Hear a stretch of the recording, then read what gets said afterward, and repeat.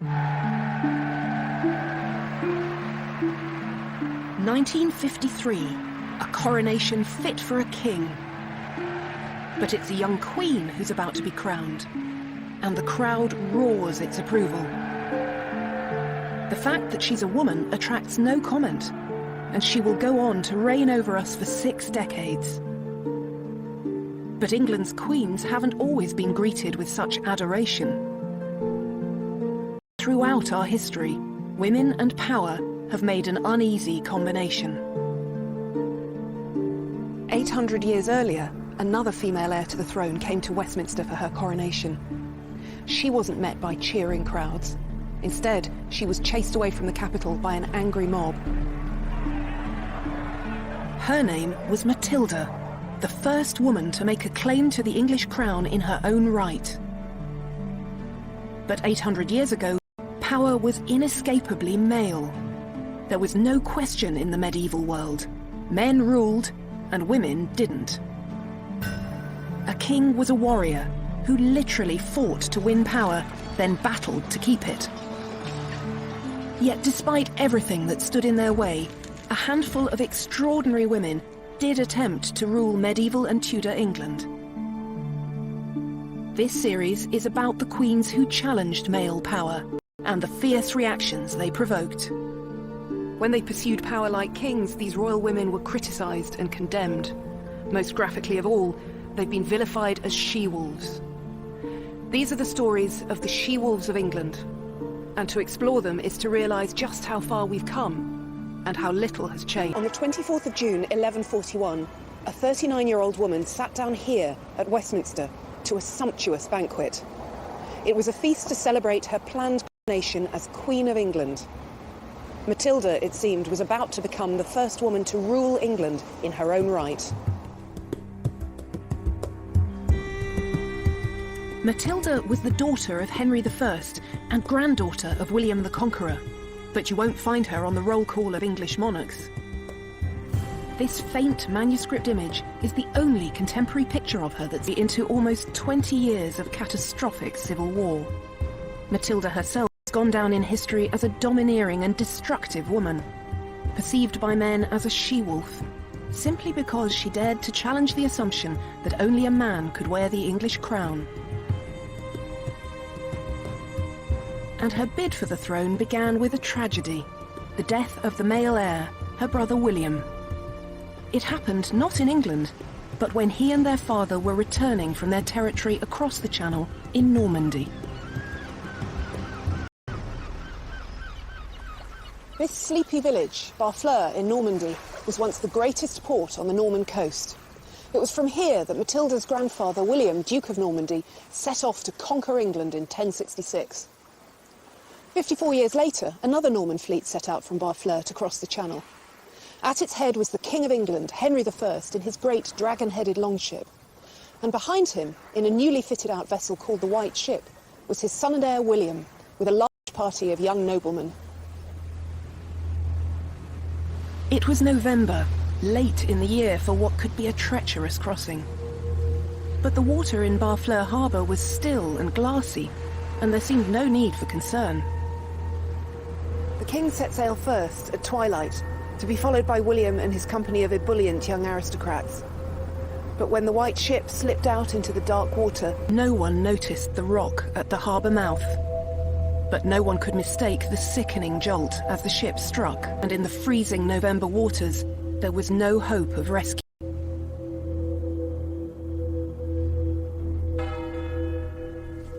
The chronicler William of Malmesbury wrote, "No ship that ever sailed brought England such disaster."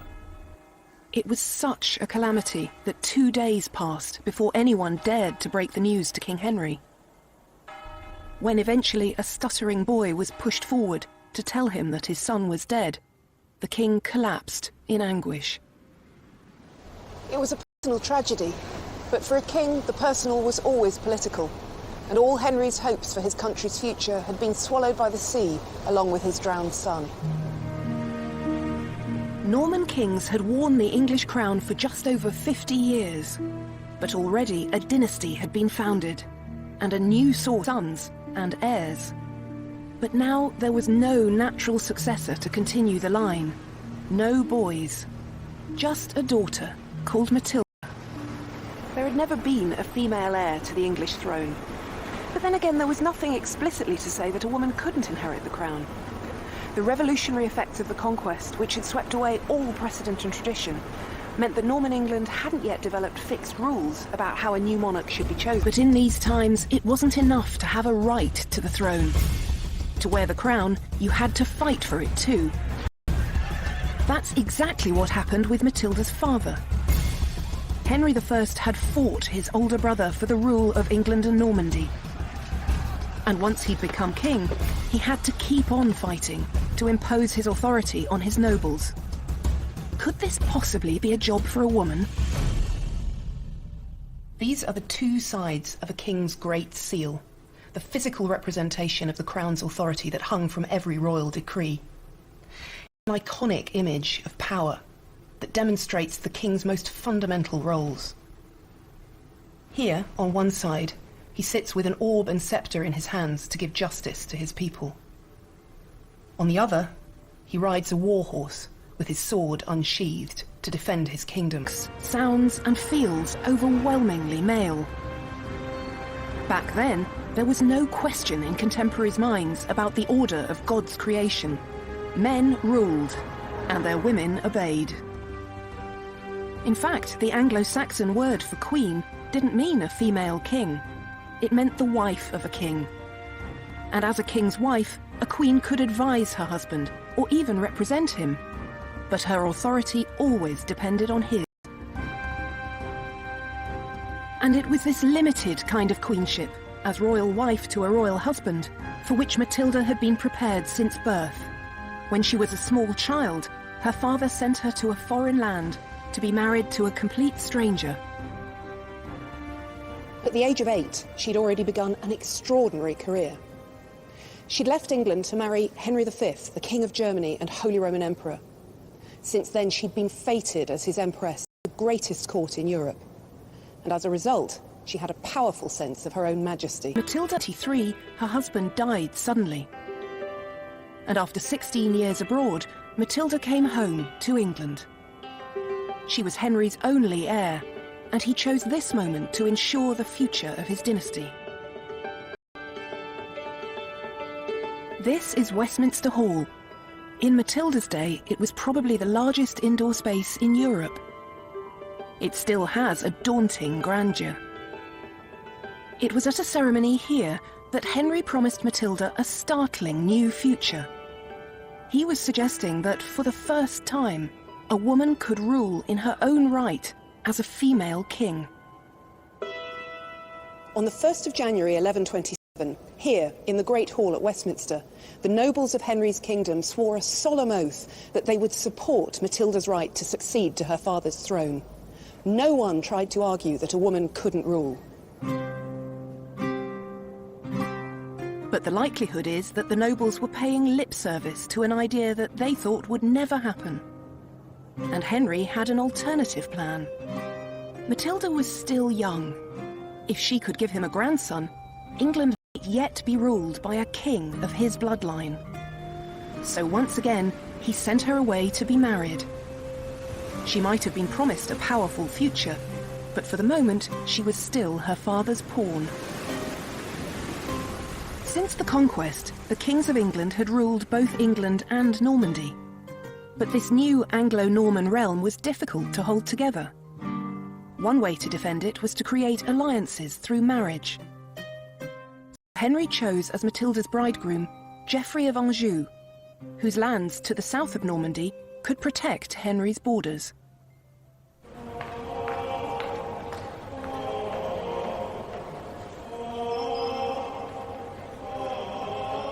In June 1128, Henry came here to his Norman capital, Rouen, to knight his prospective son-in-law. Henry was delighted with the match, but Matilda wasn't so pleased. The good news? Geoffrey was so handsome and athletic that he was nicknamed Geoffrey the Fair. The bad? He was only 15. Matilda clearly wasn't dazzled by Geoffrey's good looks. He was 11 years younger than her, and her junior by far in status and experience. She'd just lost a husband who'd been a father figure as well as an emperor, and now she was offered an arrogant teenager as his replacement. She tried to resist the match, but in the end she had no choice. She did her unpleasant duty and married him. But Matilda didn't give in easily. She never called herself Countess of Anjou. Instead, she always insisted on the greater magnificence of her own title as Empress and daughter of the King of the English. As such, Matilda knew what her father expected of her, that she should produce a male heir. But just a year after the wedding, the unhappy couple were living apart. Matilda might have given up on her marriage, but her father hadn't. In 1131, he imposed a reconciliation on the couple, and to good effect.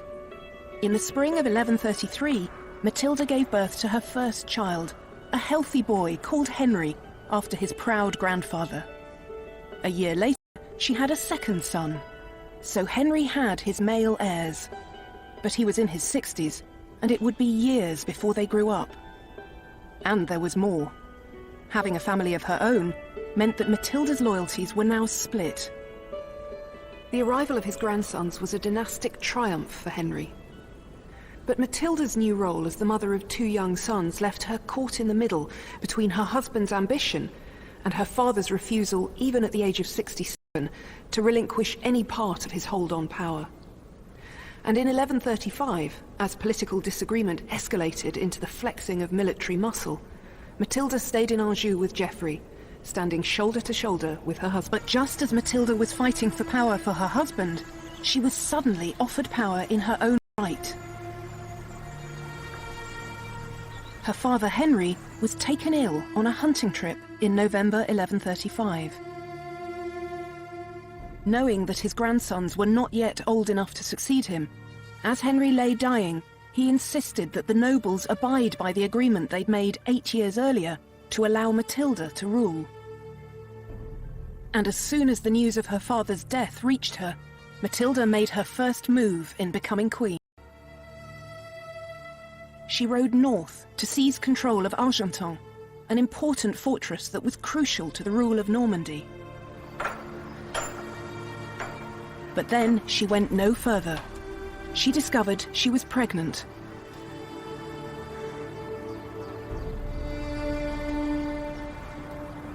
It's impossible to know what was going through Matilda's mind stuck out here at Argentan. The chronicler William of Malmesbury says only that she failed to return to England for certain reasons, which at a distance of almost 900 years, if the nobles would simply rally to her cause. What we do know is that while Matilda hesitated, it was her cousin Stephen. He rode to Winchester, where his brother was bishop, and had himself crowned king.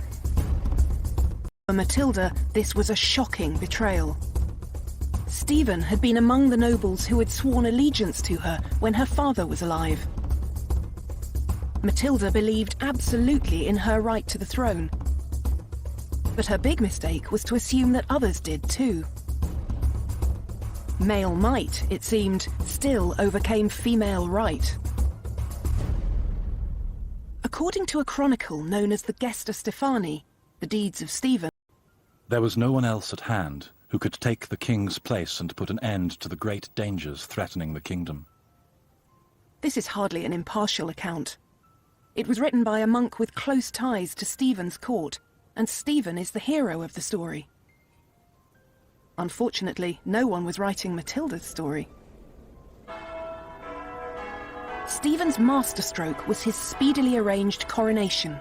Once God had made him king, no man, let alone a woman, could undo it.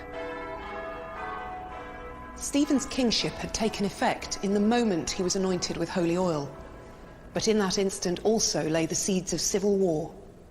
Two different forms of royal legitimacy now stood in opposition to one another. Matilda was the only legitimate child of the previous king, and the nobles had sworn allegiance to her as his heir. But Stephen had just been anointed and crowned as Henry's successor. Victory for one now meant defeat for the other.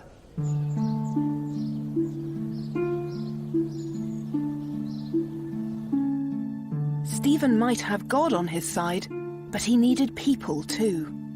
He couldn't rule without the support of the powerful nobles. It was a balancing act. They would help the king keep order in the kingdom and defend it from attack, if he offered leadership and security. And this is what Stephen appeared to be doing. So one by one they rallied to his cause. And his triumph seemed complete when he won the support of Robert of Gloucester, one of the most powerful noblemen in the country. Hundreds of miles away in France, Matilda's cause seemed lost.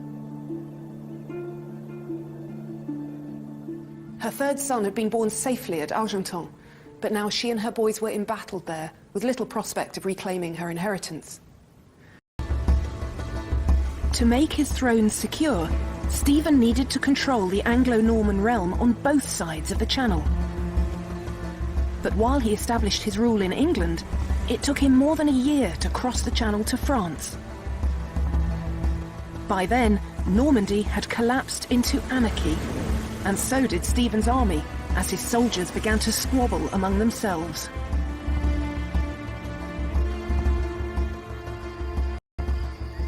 At her base at Argenton, news reached Matilda that Stephen's campaign in Normandy was disintegrating into chaos.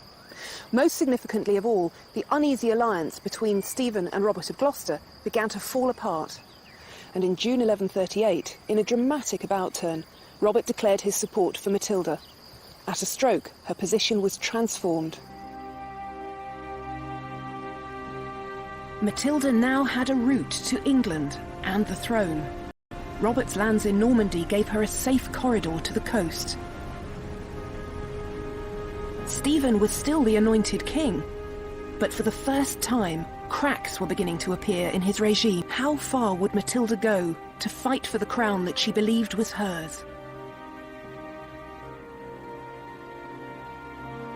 It was becoming clear that Matilda herself would have to stand at the centre of the campaign to secure her inheritance.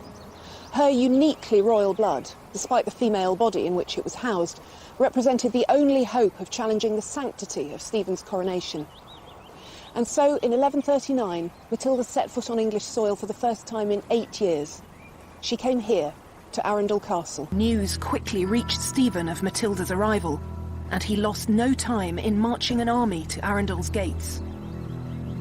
For once, Matilda's sex worked to her benefit, not her disadvantage.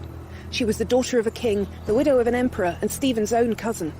Attempting to wage war on a woman of such exalted status would be a profoundly risky business. So Stephen was reluctantly persuaded to allow Matilda to leave Arundel. This played straight into Matilda's hands. She immediately went to Bristol, where Robert of Gloucester, men who had wavered in their loyalty to Stephen, now had the royal figurehead they needed.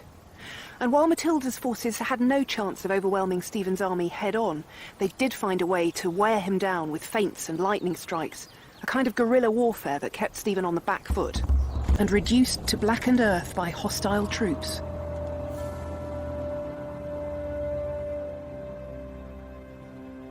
It was a dreadful thing, said the chronicler William of Malmesbury, that England, once the noblest place of peace, the peculiar habitation of tranquility, had sunk to such wretched. But out of that wretchedness would come the moment of Matilda's greatest triumph. In February 1141, in vicious fighting at Lincoln, troops loyal to Matilda defeated Stephen's army and took the king prisoner. It had been 5 years since her father's death, but now the throne was within her reach for the first time. Now Matilda knew she needed the church and the people to recognize her as queen. She couldn't undo Stephen's coronation, but she could try to supersede it with one of her own. And she found an unlikely ally in the man who had orchestrated Stephen's coronation.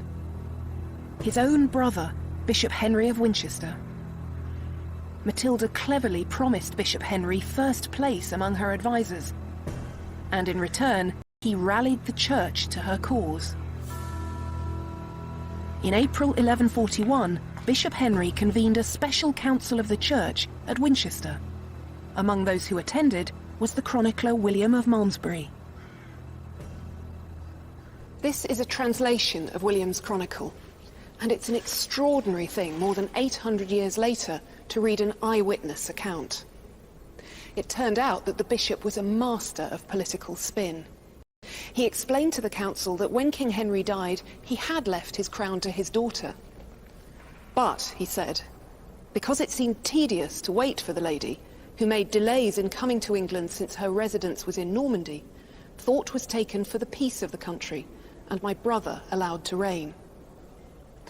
This was a piece of breathtaking revisionism, but the bishop didn't stop there. Stephen, he declared, hadn't brought peace and justice to England, and he was now a prisoner. So the English Church spoke in the voice of Bishop Henry. We choose as Lady of England and Normandy the daughter of a king who was a peacemaker, a glorious king, a wealthy king, a good king, without peer in our time, and we promise her faith and support. This was a victory that Matilda had fought for 6 long years to achieve. So here at Winchester, Matilda was recognised as England's lady, domina in Latin.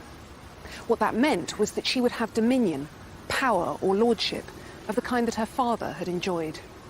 And once she was anointed and crowned, she would become a new kind of queen, one who would rule in her own right. Matilda began to prepare for her coronation. She was on the brink of becoming England's first female king. But as she began to act like England's new ruler, it became clear that she still had a battle to fight. As the chronicles written at the time reveal, when the great men of the kingdom began to be confronted with the reality of female rule, they didn't like what they saw.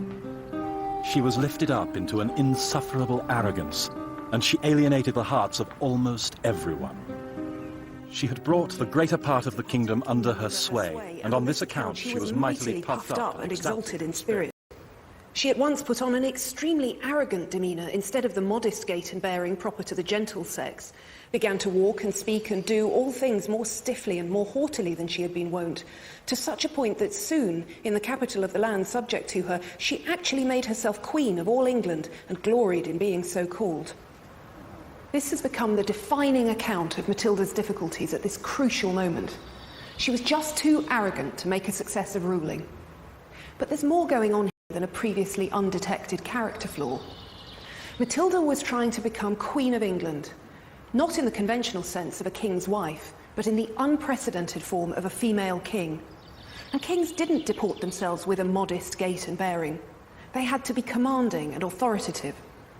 But when Matilda tried to do that, she was seen as unnaturally domineering. The great men of the realm couldn't believe that a mere woman wouldn't take their advice without question. And as the rumblings of discontent grew louder and louder, medieval spin doctors went to work. True to form, the hostile chronicler of the Gesta Stephani, the deeds of Stephen, reported that she had demanded money from the citizens of London, and when they resisted, she, with a grim look, her forehead wrinkled into a frown, every trace of a woman's gentleness removed from her face, blazed into unbearable fury. Stephen was still a prisoner, but troops loyal to his cause began to ravage the lands south of the Thames, just across the river from the city of London.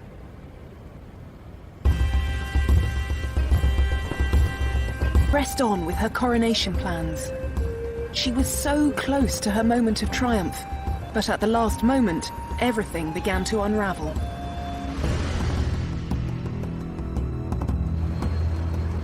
As Matilda prepared to enjoy her feast at Westminster, bells began to toll. The gates of the city swung open, and out swarmed thousands of armed Londoners to drive her away. Matilda's hopes of being crowned queen were trampled into the dirt, along with the feast she had left behind. But things were about to get still worse. News reached Matilda that Bishop Henry had swapped sides once again and declared his support of his brother Stephen. Matilda pursued the bishop to Winchester, but was caught in an ambush. She was smuggled to safety, but her greatest supporter, Robert of Gloucester, was captured in battle. Without him, she knew she could never hope to win, so she bought his freedom But the price was high. She had to release her most valuable prisoner by far, her rival, Stephen. Still, she fought on, and in September 1142, Matilda was besieged by Stephen's forces in the burned and blackened city of Oxford. For 3 months she held out, but just before Christmas, she decided to risk everything in one last effort to escape. Matilda's escape from Oxford is the most famous, the most daring, and certainly the bravest moment of her life. In the cold and dark, with a bodyguard of just 3 trusted soldiers, she left Oxford Castle by a small side gate. Wrapped in white cloaks as camouflage against the snow, they walked silently across the frozen river. An army surrounded the castle, but no one saw them pass. They trudged 7 miles through the drifting snow before they found horses to carry them to safety.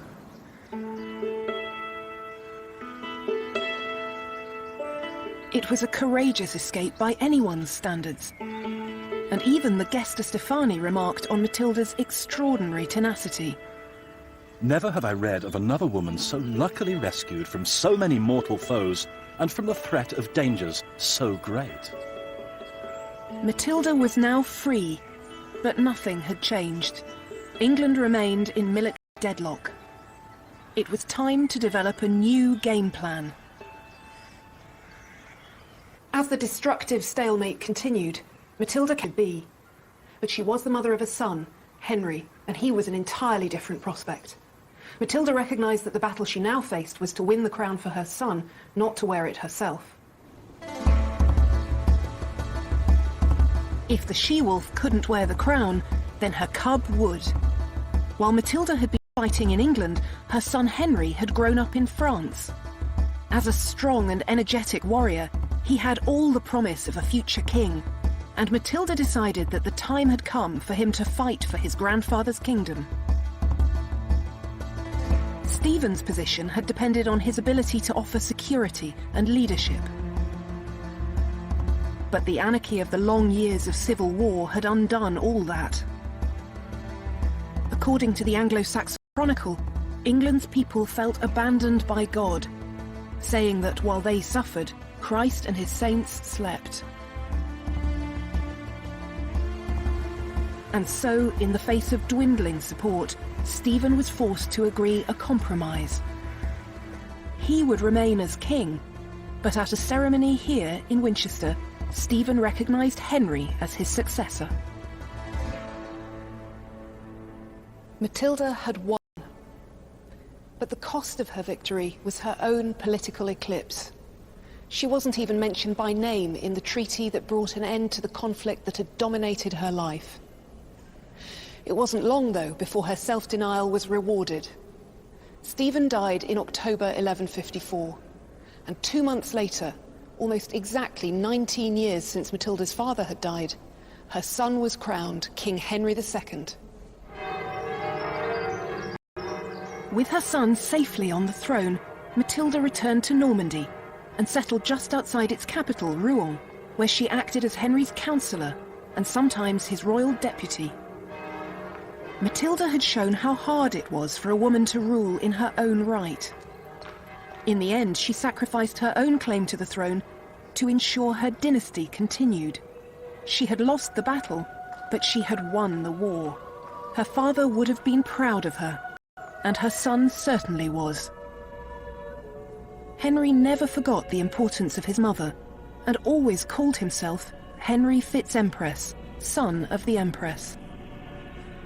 A poem from the time recalls that nothing in the world was dearer to him than she.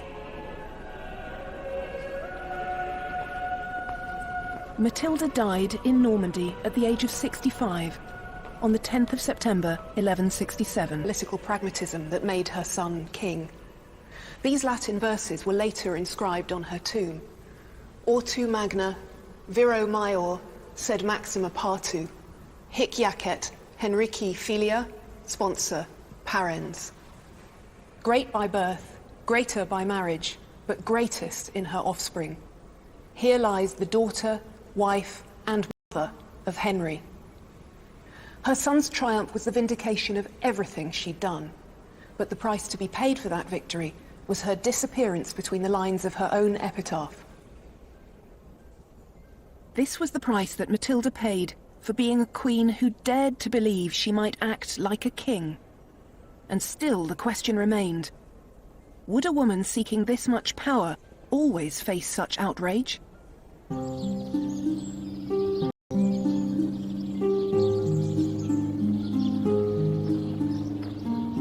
Her daughter-in-law would attempt to find out, with just as much determination as Matilda herself.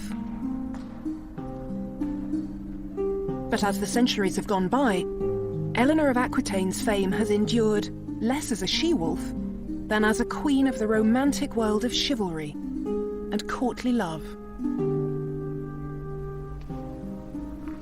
In fact, we know very little for certain about Eleanor's looks or her emotional life. The only contemporary image of her that survives is this effigy from her tomb at Fontevraud Abbey, and it's hard to get a sense of the extraordinary woman behind this mask-like face. One clue to her intellect is perhaps the book she's holding, not a typical prop for a medieval woman. But then Eleanor wasn't typical in anything she did. She spent 80 years at the centre of European politics, not as a passive consort, but as a dynamic force in her own right. Above all, she was a woman who believed in her own agency, her ability to determine her own fate.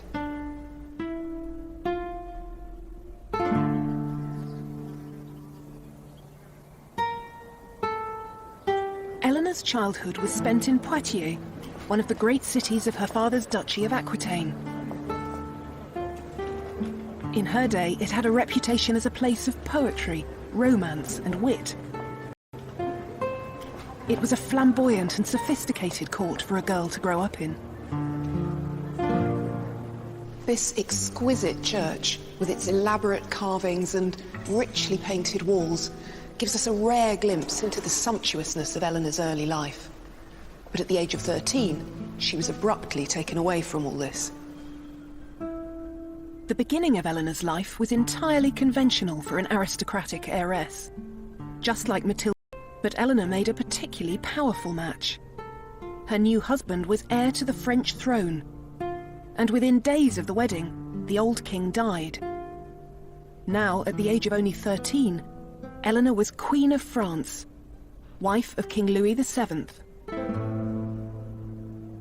Louis, who was unworldly and young for his years, was puppyishly devoted to his beautiful wife. Eleanor was much less impressed. According to later gossip, she said he was more monk than king. Eleanor's role as consort was to give Louis an heir. And it may be evidence of her distaste for the job that it was 8 years before she gave birth for the first time. The baby was strong, healthy, and perfect in every way, except for the fact that she was a girl. But Eleanor was still only 21. And from their court in Paris, there was another project consuming the royal couple. Louis and Eleanor had decided to go on crusade.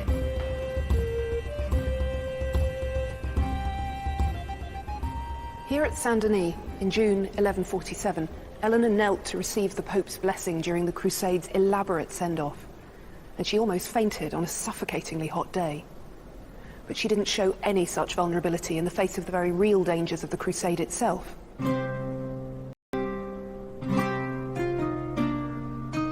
Eleanor and Louis were joining the great battle between the Christian West and Muslim East to win control of Jerusalem and the Holy Land. This adventure was the first sign that Eleanor was not going to be a conventional wife or queen.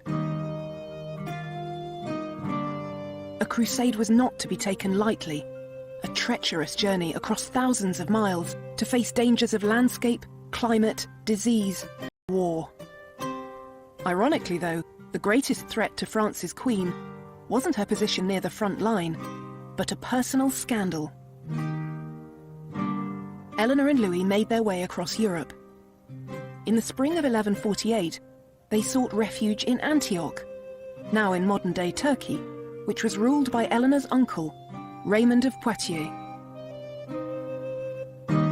According to one chronicler, Raymond was the handsomest of the princes of earth, and Eleanor delighted in his company. Soon the intimacy between them began to spark scandalous gossip that raced across Europe. This was a dangerous moment for Eleanor. She was suspected of having an incestuous affair with her uncle. Bad enough, you might think. For a queen, however, adultery was also treason. When Louis decided to leave Antioch, Eleanor astonishingly refused to go with him. And when he tried to insist, she showed just how far she was prepared to go to escape him. Eleanor decided to use church law to claim that her marriage was invalid. In theory, the church banned marriages where a couple shared an ancestor within the previous 7 generations, as Eleanor and Louis did. But this was a law that the powerful could always get permission to ignore.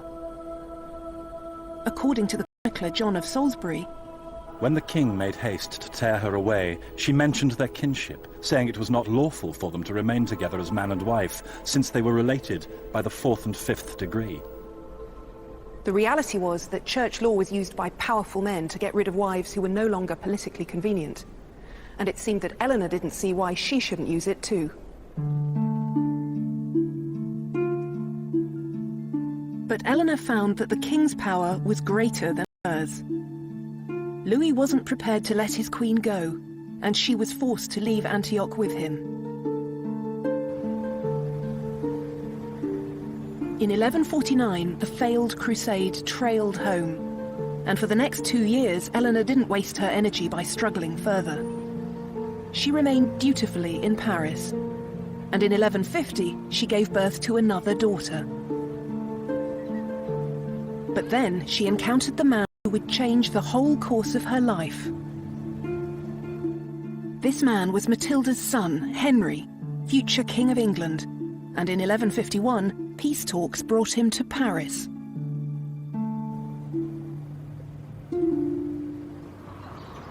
Eleanor and Henry must have met when he came to the French court in the summer of 1151, though the chroniclers are tantalizingly silent on the subject.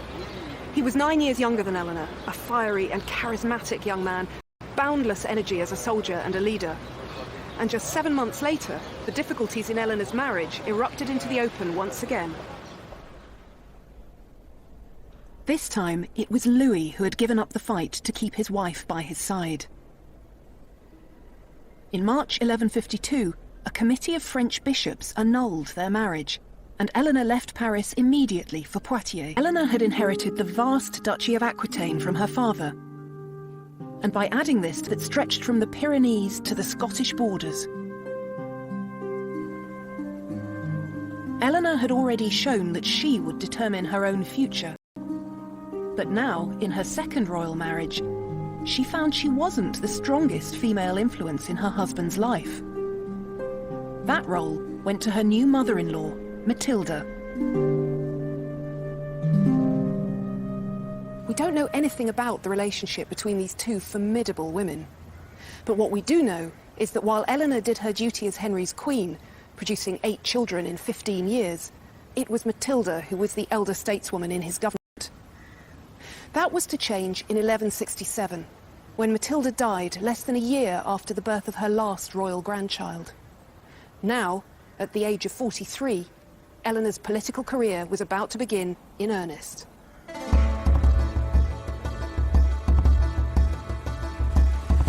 The task of governing Henry's huge and unwieldy empire was a challenging one, which kept him constant. Aquitaine, at its most southern edge, was culturally and politically alien to Henry, but it was Eleanor's homeland. And in 1168, Eleanor went to govern the duchy in her husband's name. For Henry, this was a matter of political strategy, but for Eleanor, an opportunity and a welcome homecoming. Hidden inside what are now the law courts, Eleanor's city of Poitiers is all that remains of her vast palace. We don't know very much about the details of Eleanor's rule, but it's clear that she exercised independent power here, holding great courts where she gathered Aquitaine's lords around her. But she wasn't accused of unnatural pride as Matilda had been in England. Instead, her role as Aquitaine's Duchess was accepted. A woman in charge was much less challenging, it turned out, if she were ruling as the lieutenant of an absent. However, the stories that surround this period of Eleanor's life are tales of romance and chivalry. Aquitaine was the home of the troubadours, who sang of knights declaring their passionate devotion to unobtainable ladies and attempting heroic deeds of valour to win their hearts. One 12th century text entitled De Amore puts Eleanor at the centre of these stories, ruling over a court of love that pronounced judgment on questions such as whether true love could exist in marriage.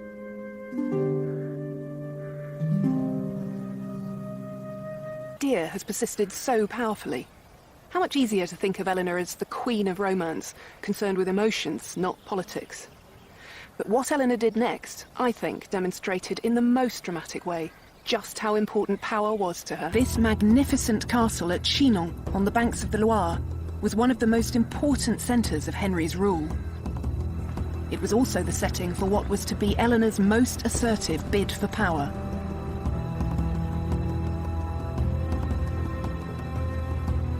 Eleanor never had a claim to be a monarch in her own right, but her children did.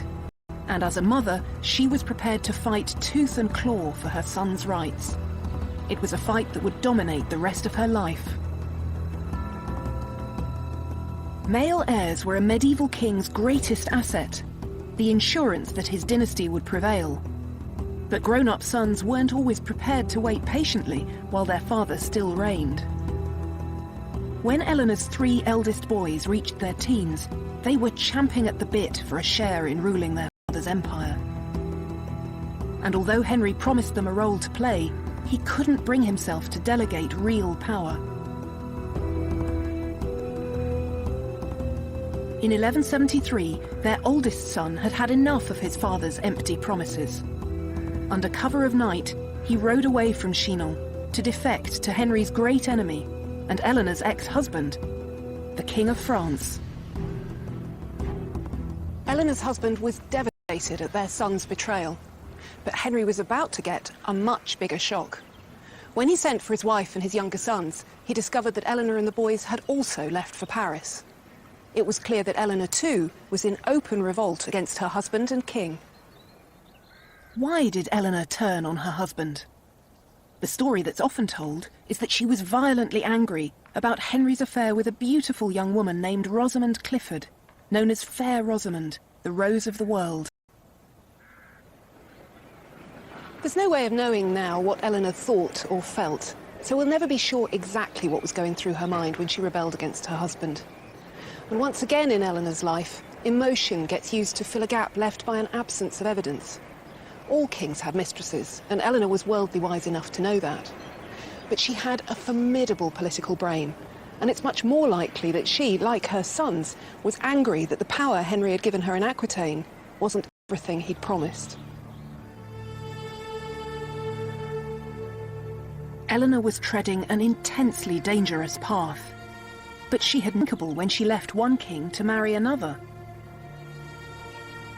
Now her second royal husband was standing in the way of her ambition, and she would leave him too. Sons rebelling against their father were a cause of outrage and sorrow, but the 12th century had seen it all before. A wife rebelling against her husband was a new and profoundly alarming phenomenon. One chronicler scoured his archive to find more than 30 examples of sons taking up arms against their father, but not a single precedent of a queen in revolt against her husband. In a public letter, the Archbishop of Rouen told Eleanor that she threatened the very fabric of society. "Man is the head of woman," he said. "We know that unless you return to your husband, you will be the cause of a general ruin."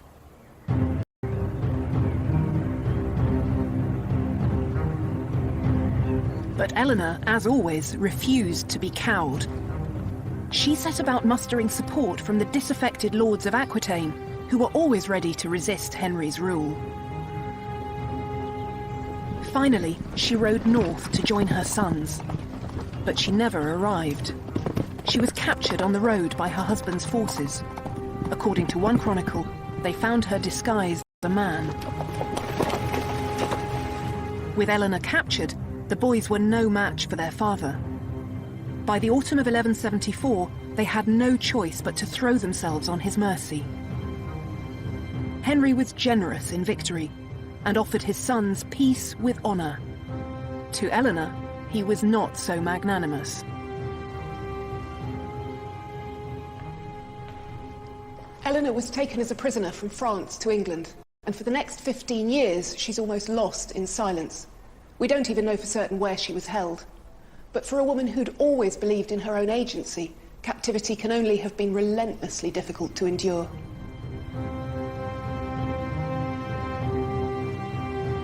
Eleanor was blamed for their family's descent into civil war. But during the 15 long years she was kept under lock and key, they kept on fighting. It was a conflict that claimed the life of her eldest son. And it didn't stop until 1189, when at the age of 56, in his fortress of Chinon, Henry II died. His body was taken to Fontevraud Abbey, 10 miles westward along the Loire River. His heir was his second son, Richard, Eleanor's favourite child, who would one day be known as the Lionheart. It was dusk when Richard stepped into the church, England, that his mother was now a free woman.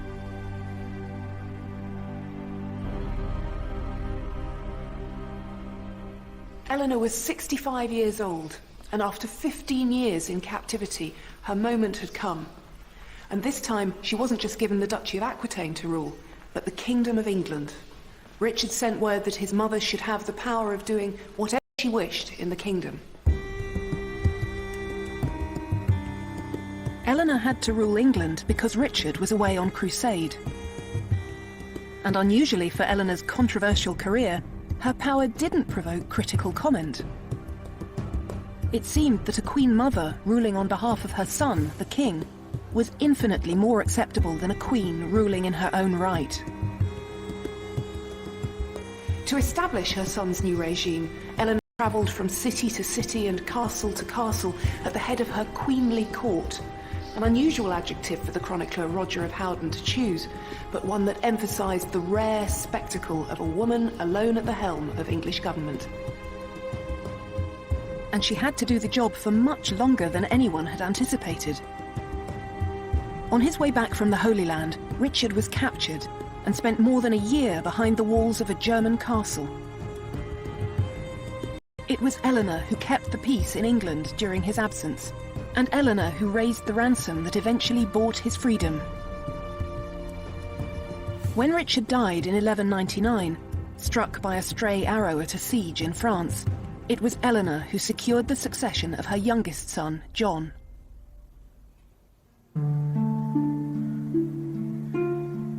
Amazingly, at the age of 75, she travelled hundreds of miles, the length and breadth of France, to support John's rule. But eventually, age and exhaustion caught up with Eleanor. She returned here to Fontevraud to rest, and from that point on, she retreated into silence. Eleanor died on the 31st of March 1204, at the age of 80. Despite her long years of conflict with her husband, she was laid to rest beside him.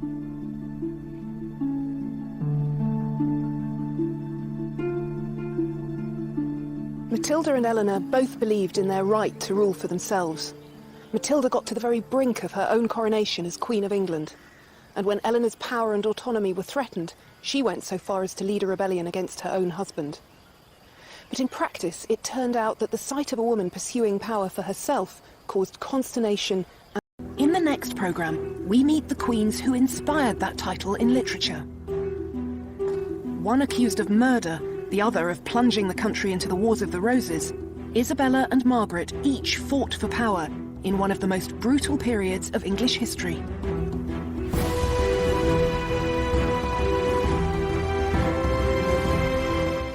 Nina Ramirez delves into the lives of the medieval kings here on BBC HD tomorrow at 7 in Illuminations. Back to tonight now, though, and we're getting a lesson in Norwegian waffles next with the hairy bite effect. Eleanor had inherited the vast Duchy of Aquitaine from her father, and by adding this that stretched from the Pyrenees to the Scottish borders, Eleanor had already shown that she would determine her own future. But now, in her second royal marriage, she found she wasn't the strongest female influence in her husband's life. That role went to her new mother-in-law, Matilda. We don't know anything about the relationship between these two formidable women. But what we do know is that while Eleanor did her duty as Henry's queen, producing 8 children in 15 years, it was Matilda who was the elder stateswoman in his government.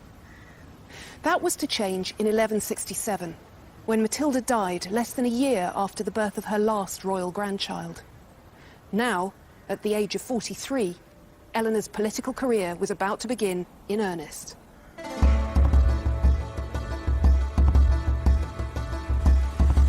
The task of governing Henry's huge and unwieldy empire was a challenging one, which kept him constantly on the move. Aquitaine,